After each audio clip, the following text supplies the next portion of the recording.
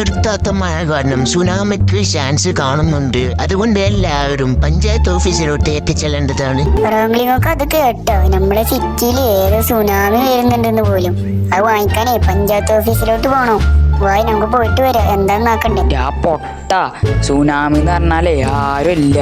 നമ്മള് വെള്ളപ്പൊക്കണ്ടല്ലോ, പ്രളയം, അത് വരുന്നുണ്ടെന്ന് പോലും. എങ്ങനത്തെ ഒരു പൊട്ട വാട. നമുക്ക് ഈ വണ്ടി കയറി പോവാ.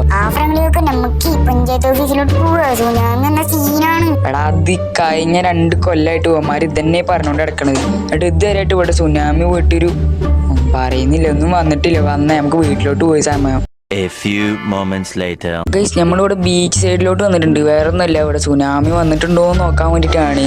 വണ്ടി തിരിച്ചിട്ട് നമുക്ക് ആ സൈഡിലിട്ട് നോക്കി വെക്കാം.